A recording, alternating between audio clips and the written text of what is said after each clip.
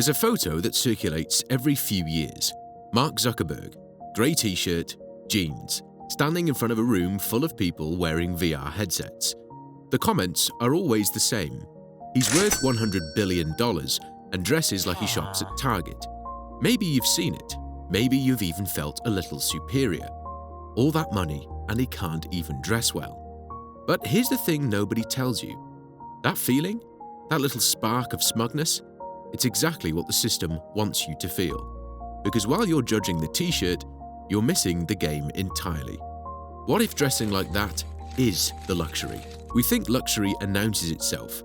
Gold watches, marble lobbies, logos you can spot from across the street. And for a long time, that was true. In the 1980s, if you had money, you wore it. Literally. Gucci belts, Rolex Submariners, Louis Vuitton luggage with the pattern facing outward. Luxury was a broadcast. But somewhere between then and now, something shifted. The richest people in the world started dressing like they worked at a co-working space. Steve Jobs, black turtleneck. Zuckerberg, grey t-shirt. Bezos, blue jeans and a vest. And we told ourselves a story about it. They're too busy to care about clothes. They're focused on what matters. It's about substance over style. But that story, it's wrong, because luxury didn't disappear. It just learned to hide. Let me show you how it actually works. In 2019, a fashion house called Loro Piana released a baseball cap. It was made from vicuña wool, a fiber so rare it comes from wild animals in the Peruvian Andes that can only be sheared once every 3 years. The cap costs $1,200, just a plain navy blue hat. And if you didn't know, you'd think it came from a gas station. But the people who did know, they knew immediately. That's the mechanism. I learned this the hard way. A few years ago, a friend invited me to what he called a casual dinner in Greenwich. I showed up in jeans and a nice sweater, normal clothes, nothing fancy. Everyone there looked exactly the same. Jeans, sweaters, minimal jewelry. We ate, we talked, everything felt relaxed. Until someone casually mentioned their beach house in Nantucket. Another person talked about their kid's gap year sailing the Mediterranean. Someone else asked if I'd been to the house in Aspen yet. And slowly, it dawned on me.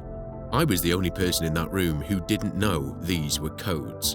The only one who didn't understand the language being spoken. The only one who didn't belong. And they knew it. Not because I was dressed wrong, but because I didn't know how to dress right. Think about what happened to brands like Gucci and Louis Vuitton. In the early 2000s, they became too accessible. Not in price, in visibility. Knockoffs flooded the market. Logos became ubiquitous. And suddenly, wearing a logo wasn't a signal of wealth. It was a sign of trying. So the true wealthy did what they always do when the masses get too close. They moved. They migrated to brands you've never heard of. Brunello Cucinelli, cashmere sweaters for $3,000. The Row, plain black pants for $1,800. Hermes, bags with no visible logo and a 6-year waiting list. The product isn't the luxury. The knowledge is the luxury. Knowing which brands don't advertise. Knowing which fabrics matter. Knowing how to dress in a way that signals wealth only to people who already have it. It's a gate that only opens from the inside. Here's where it gets uncomfortable. This isn't about taste. It's not about minimalism or quiet confidence. It's about exclusion. Luxury has always been about creating distance between you and everyone else, between the person who belongs and the person who doesn't. And when visibility stopped working, when logos became too easy to copy, too easy to recognize, luxury found a new way to create that distance: invisibility. The Loro Piana cap isn't just expensive because of the wool. It's expensive because it requires you to already be in the know, to have spent time in certain circles, to have learned the codes. It's a password, and if you don't have it, you're not even aware you're being excluded. There's a term in sociology, cultural capital.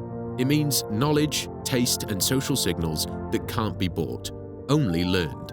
And that's what modern luxury trades in.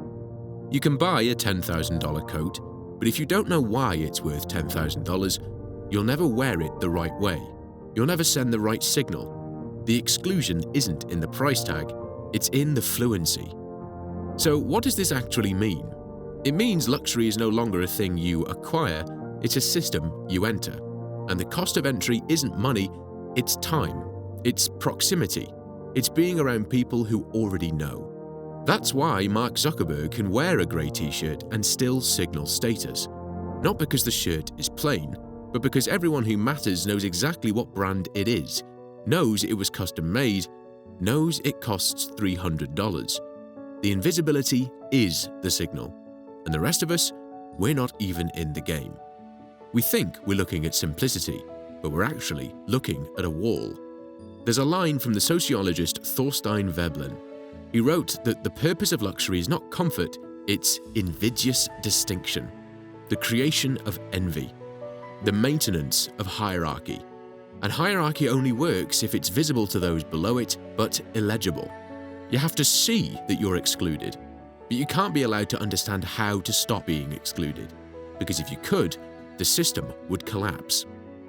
So luxury doesn't hide because it's humble, it hides because hiding is the only way it still works. The moment you can recognize it, it has to move again. And it will. It always does. So next time you see someone in a plain grey t-shirt, remember, you might be looking at a billionaire, or you might be looking at a wall, and you'll never know which one. That's the point.